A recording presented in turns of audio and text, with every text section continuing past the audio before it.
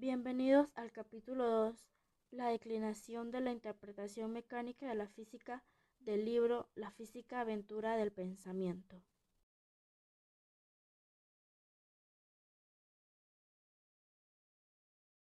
Los dos fluidos eléctricos. Experimento 1. Materiales.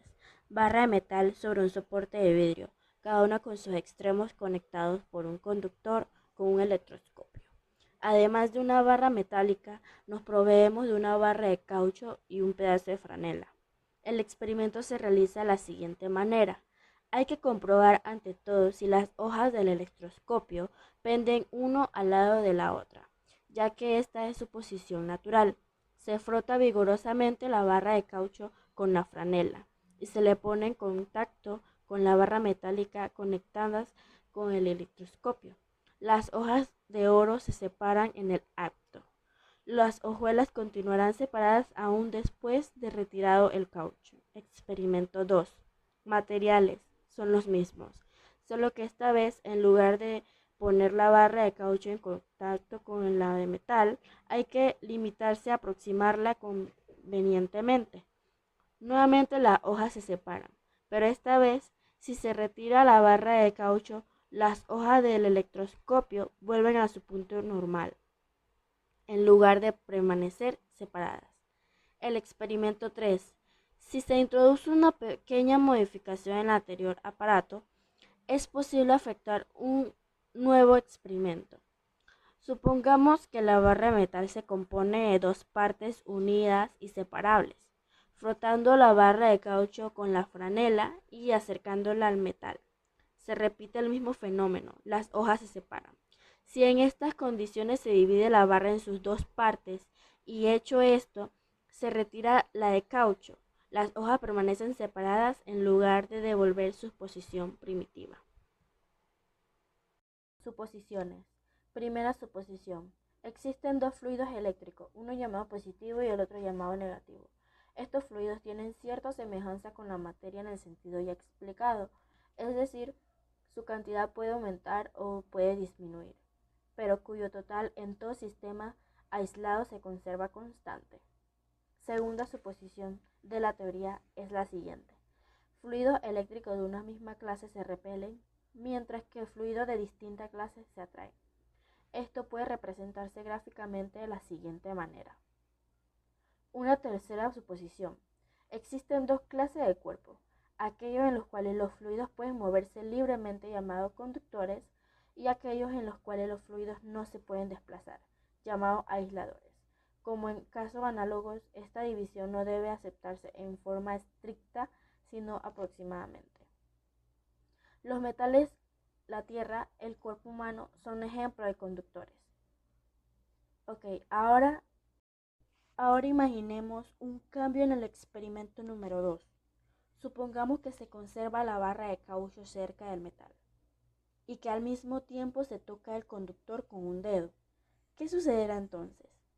La teoría contesta, el fluido repelido negativo puede ahora escaparse a través de nuestro cuerpo, por lo que resta solo un fluido, el positivo. Los fluidos magnéticos. Experimento 1. Tenemos dos barras magnéticas o imanes, una en nuestra mano y la otra suspendida libremente por su centro. Acercamos los extremos de ellos de tal modo que se produzca una atracción entre ambos. Para experiencia, desplacemos el polo del imán de la mano por lo largo del imán suspendido. Veremos que se desaparece la atracción entre más se acerque al centro. Y si se sigue moviendo, se manifiesta una fuerza de repulsión a medida que se aproxima al otro polo. Esto nos da la teoría de que en un extremo hay atracción y en el otro repulsión, y equilibrio de fuerzas iguales y opuestas en el centro. El experimento 2 lo sugiere el anterior experimento. Al dividir un imán por la mitad, ¿qué pasa? Hagamos lo mismo que el experimento 1 en una parte del imán que dividimos, y el resultado será el mismo que el experimento 1. ¿Cómo se explica esto? Tiene que ver con la teoría de los fluidos eléctricos, ya que en los fenómenos magnéticos, como en los eléctricos, hay atracción y repulsión. Una teoría más útil es: imaginemos que un imán consiste en un gran número de dipolos magnéticos elementales, muy pequeños, que no pueden ser divididos en polos aislados. En el imán, estos dipolos magnéticos elementales actúan como si fueran uno solo, ya que todos están orientados de la misma manera. La primera dificultad sería la construcción de la pila eléctrica. Tenemos dos vasos de vidrio, cada uno con una débil solución acuosa de ácido sulfúrico. En cada vaso con solución hay dos placas, una de cobre y la otra de zinc. La placa de cobre se une de inmediato a la de zinc, dejando que queden sin conexión la placa de cobre del primero y la del zinc de último. Mediante un electroscopio sensible, una diferencia de potencial entre la placa y de cobre del primer vaso y la placa de zinc del último se observa. Se probó de otra manera y no se vio nada nuevo. El resultado sorprendente de su experimento es, pues, que la diferencia de potencia entre la placa de cobre y el zinc no se anula, como en el caso de los conductores cargados y unidos por un alambre. Hemos otra suposición con los alambres y agujas, pero el potencial no tiene influencia alguna. Entonces no entendemos por qué los famosos físicos como Ørsted sostuvieron que se manifiesta cierta influencia. Pero supongamos ahora que se conecta el alambre con la placa de zinc. Inmediatamente se producirá una cosa extraña. La aguja metálica abandonará su posición y una de sus polos apuntará hacia el lector.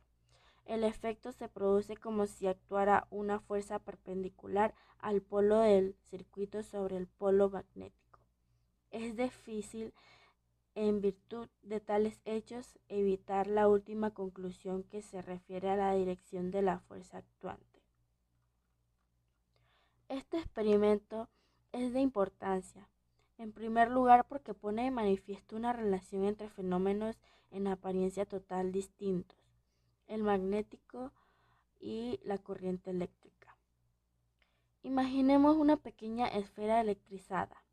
Imaginemos además que esta esfera se desplaza muy rápidamente a lo largo de una circunferencia en cuyo centro está colocada una aguja magnética. En principio, es el mismo experimento que el de Ørsted, con la única diferencia de que en lugar de una corriente común tenemos aquí una carga eléctrica, que hacemos desplazarse mecánicamente. Roundel llegó a la conclusión de que el resultado es igual a obtenido cuando una corriente eléctrica pasa por un conductor circular. El imán se desvía por la acción de una fuerza perpendicular a la línea que une al polo magnético desviado con la corriente eléctrica. El experimento se reveló realmente las graves dificultades con las que se tropieza en la aplicación de las ideas mecánicas a la explicación de los fenómenos en general. Resulta al principio sorprendente y hasta extraño.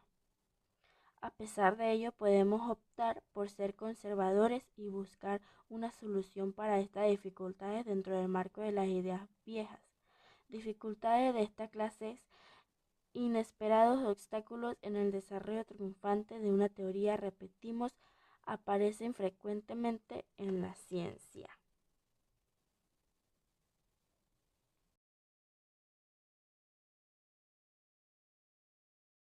La velocidad de la luz.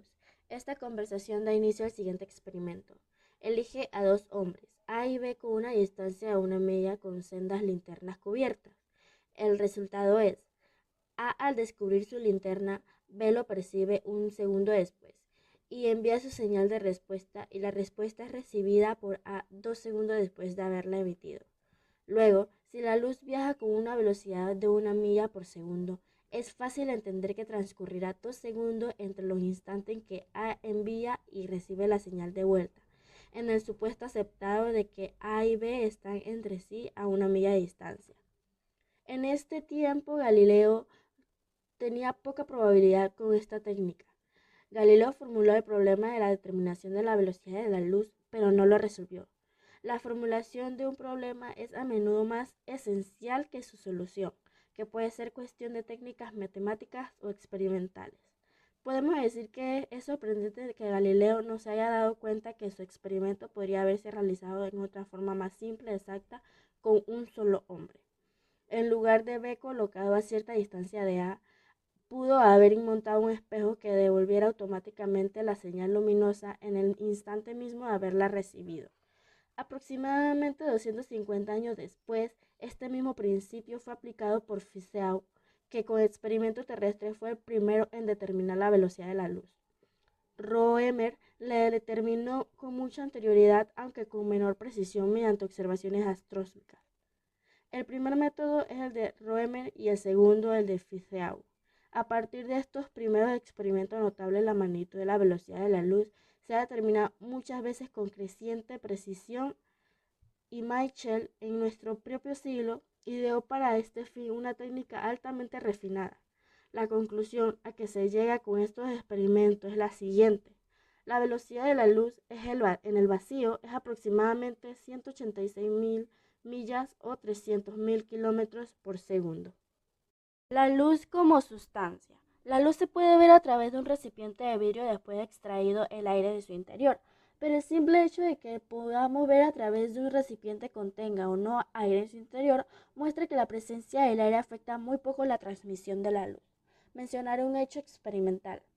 Una fuente puntiforme es prácticamente una fuente de luz de reducida extensión. Por ejemplo, una pequeña abertura en una linterna bicubierta. Sobre una pared distante, el orificio de nuestra pantalla se verá como una mancha luminosa sobre el fondo oscuro. Este hecho es suficiente para indicar cómo sería posible indicar una teoría mecánica simple de la luz. Mostraré la idea de sustancia, partícula y fuerza penetraron al campo de la óptica. Supongamos que todos los cuerpos luminosos emiten partículas, corpúsculos de luz, los cuales al indicar sobre nuestros ojos dan la sensación de luz. Estos corpúsculos deben desplazarse a lo largo de línea recta a través del vacío con la velocidad conocida, trayendo a nuestros ojos los mensajes de los cuerpos que están emitiendo luz. La refracción es más difícil. La posibilidad de una explicación mecánica de dicho fenómeno. Esta se basa sobre la suposición de que en la superficie del vidrio sobre la cual incide los corpúsculos luminosos se manifiesta una fuerza que actúa sobre ellos y que produce de la materia, o sea, del vidrio. Si la acción resultante sobre los corpúsculos luminosos es una atracción perpendicular a la superficie del vidrio, la nueva trayectoria se encontrará entre su dirección original y la perpendicular en el punto de incidencia, de acuerdo con el experimento. Estas interpretaciones prometen éxito a la teoría corpuscular de la luz. El enigma del calor. Fue Newton quien explicó la riqueza de los colores en el mundo. Con un experimento, consiguió hacer una prisma triangular de vidrio con el fin de emplearlo en el estudio del notable fenómeno de los colores. Con dicho objeto dijo: habiendo oscurecido mi pieza y hecho un pequeño orificio en las persianas de la ventana para dejar entrar una cantidad conveniente de luz solar, coloqué mi prisma en la proximidad de la abertura, de modo tal que la luz se refractara en la prisma hacia la pared opuesta. Resultó desde el principio un entretenimiento muy agradable al ver así producido un haz de luz de vívidos e intensos colores. La luz del sol es blanca. Después de pasar por una prisma, muestra todos los colores que existen en el mundo visible. La naturaleza misma reproduce este fenómeno en la hermosa gama de colores del arco iris. Lo que no podemos explicar es cómo aparece el arco iris después de la lluvia. Cada uno de los colores del arco iris existe ya en la luz blanca. Todos juntos atraviesan el espacio interplanetario y la atmósfera y producen el efecto de luz blanca, que es, por decirlo así, una mezcla de corpúsculos de distinta clase, perteneciente a los diversos colores. En este caso, el experimento de Newton es el prisma quien los separa en el espacio. De acuerdo con la teoría mecánica, la refracción se debe a fuerzas que actúan sobre los corpúsculos luminosos, fuerzas que tengan su origen en las partículas de vidrio. La teoría corpuscular de la luz se complica ahora aún más. No tenemos solo una sustancia luminosa, sino muchas, una para cada color. Sí, sin embargo, hay algo de verdad en la teoría. Sus consecuencias deben estar de acuerdo con la observación. La serie de colores en la luz blanca del sol revelada por el experimento de Newton se llama espectro del Sol, o más precisamente su espectro visible. Supongamos que sucede repentinamente una cosa muy extraña, que el Sol comenzara a emitir únicamente luz homogénea de un determinado color, sea el amarillo. La gran variedad de colores de la Tierra desaparecería inmediatamente. Todas las cosas se presentarían amarillos o negras. Esta predicción es una consecuencia de la teoría material de la luz, que no se permite la creación de colores nuevos. La teoría corpuscular de la luz parece responder espléndidamente a todos estos casos, aun cuando la necesidad de introducir tantas sustancias como colores nos coloca en una situación algo incómoda. La suposición de que todas las partículas de luz tienen exactamente una misma velocidad en el espacio parece también ser artificial. ¿Qué es una onda? Todos hemos visto las ondas que se hacen al tirar una piedra a las tranquilas aguas y también hemos experimentado el rumor que viene de un lugar a otro. Todo esto presenta ondas. Veamos un experimento. Supongamos cierto espacio lleno completa y uniformemente de agua, aire u otro medio. En algún punto de este medio, exento de movimiento, hay una esfera quieta. De repente, esta esfera comienza a respirar rítmicamente, aumentando y disminuyendo de volumen, pero sin cambiar de forma. ¿Qué acontecerá entonces en el medio? Empecemos nuestras observaciones en el preciso momento en que la esfera inicia su dilatación. Las partículas del medio que están en la inmediata vecindad de la esfera resultan empujadas hacia afuera, de tal manera que la densidad de la capa esférica de dicho medio aumenta por encima de su valor normal. Podemos introducir dos conceptos físicos generales e importantes para la caracterización de las ondas. El primero, que depende del medio, es el de la velocidad con que se propaga la onda. Esta velocidad es diferente, por ejemplo, si el medio es agua o aire. El segundo concepto es el de longitud de onda. En el caso de las ondas en el agua, mar o río, es la distancia entre dos valles o dos crestas inmediatas. Las olas del mar mantienen en general mayor longitud de ondas que las del río.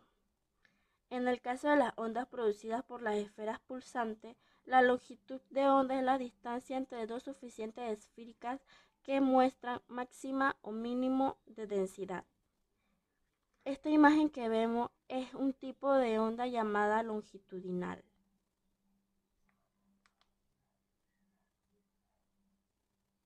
La teoría ondulatoria de la luz. Huygens fue el primero en explicar y describir esta teoría. Él define la luz como un movimiento ondulatorio semejante al que produce el sonido. Él dice que si la luz emplea cierto tiempo para recorrer una determinada distancia, resulta que este movimiento comunicado a la materia en el cual se propaga es sucesivo y por consiguiente se difunde como el sonido por superficies esféricas y ondas, y las llamó ondas por su semejanza con las que se forman sobre el agua cuando se arroja una piedra sobre su superficie. Ondas que presentan un ensanchamiento sucesivo en forma de círculos, aun cuando la causa sea distinta de la de las ondas luminosas y estén estas en una superficie plana. Vimos una discusión sobre la diferencia que tiene la onda ondulatoria y la teoría corpuscular. ¿Cómo se explica la velocidad de los corpúsculos en la teoría de ondas? Bueno, significa naturalmente la velocidad de las ondas luminosas. Pero ya que cada onda, como las que se forman en el agua, su medio es el agua, las sonoras se propagan en el aire, se cree que es necesario tener un medio por el donde se debe movilizar la onda de luz. Se determinó que la única salida es admitir que existe la sustancia éter, la cual es una sustancia transparente y ubicua, y que el universo, por decirlo así, está sumergido en el éter. Se puede contestar el cómo está constituido las partículas del éter y su composición con otros fenómenos, pues esta sustancia es misteriosa y no se puede dar una interpretación mecánica del éter, pero se puede saber en investigaciones futuras. Los experimentos de Newton sobre la dispersión de la luz Pueden describirse en dos lenguajes distintos, la descripción corpuscular y la descripción ondulatoria. Por ejemplo, ¿qué es la refracción de una onda? Veamos un ejemplo. Supongamos que dos personas estén caminando por un campo libre, sosteniendo entre ambas una barra rígida. Al principio caminan en línea recta y con la misma velocidad. Mientras sus velocidades sean iguales, pequeñas o grandes, la barra experimentará desplazamientos paralelos a su posición original. Esto es, sin girar ni cambiar de dirección. Todas las posiciones consecutivas de la barra son paralelas entre sí. Ahora imaginemos que por un momento, que puede ser hasta de una fracción de segundo, las velocidades de ambos hombres no sean la misma. ¿Qué sucederá? Es evidente que durante este momento la barra rígida, cuando las velocidades se igualen, nuevamente el movimiento se efectuará según esa dirección distinta de la primitiva, como se ve claramente en la figura. El cambio de direcciones tuvo lugar en el intervalo de tiempo en el que las velocidades de los dos caminantes fueron diferentes. ¿Las ondas luminosas son transversales o longitudinales? ¿Se propaga la luz como el sonido? Es decir, ¿se debe la onda luminosa a cambio de densidad del medio, de manera que las oscilaciones de las partículas se producen en la dirección que la propagación de la onda? ¿O es que el éter se parece a una gelatina elástica, medio en el cual solo onda transversal le puede producirse y cuyas partículas se mueven perpendicularmente a la dirección en que se propaga la onda? Antes de dar una solución a estos problemas, veamos cuál de los dos casos que preferiríamos fuese el verdadero. El experimento 1. Supongamos una fina placa de cristal llamada turmalina, cortada de una manera particular que no consideramos aquí. La placa de cristal tiene que ser fina, para que pueda verse a través de ella una fuente luminosa. Supongamos ahora que un observador toma dos de estas turmalinas y las coloca entre nuestros ojos y la fuente luminosa. El resultado sería que, sin discutir si esto es o no muy probable, admitamos que la luz se ve realmente a través de los dos cristales. El experimento 2. Se cambia gradualmente la posición de uno de los dos cristales haciéndolo girar. Esto último tiene sentido si se fija el eje alrededor del cual se verifica la rotación. Tomaremos como tal la línea determinada por el rayo incidente. Resultado: la luz se hace más y más débil hasta desaparecer totalmente. Reaparece si continúa la rotación y vuelve a su intensidad primitiva cuando el cristal vuelve también a su posición inicial. Hay que admitir que las ondas luminosas son transversales y no longitudinales. En otras palabras, nos vemos obligados a admitir la naturaleza o estructura gelatinosa del éter. El éter y la interpretación mecánica. Una constitución mecánica significa, como sabemos, que la sustancia está formada de partículas entre las cuales existen fuerzas que actúan a lo largo de las líneas que los conectan y que dependen solamente de la distancia que media entre ellas. Si queremos explicar mecánicamente los fenómenos ópticos, debemos suponer que el éter existe por todas partes. No puede haber espacio absolutamente vacío si la luz se propaga solo a través de un medio, el éter. Por la mecánica sabemos, sin embargo, que el espacio interestelar no ofrece resistencia al movimiento de los cuerpos metales. Si el éter no perturba el movimiento de la materia, no puede haber acción recíproca entre las partículas del mismo y las de la materia. Ahora bien, la luz pasa a través del éter, como también a través del vidrio y del agua, pero cambiando de velocidad en esta última sustancia. ¿Cómo puede explicarse este hecho mecánicamente? Solo admitiendo cierta acción recíproca entre las partículas de la materia y las del éter.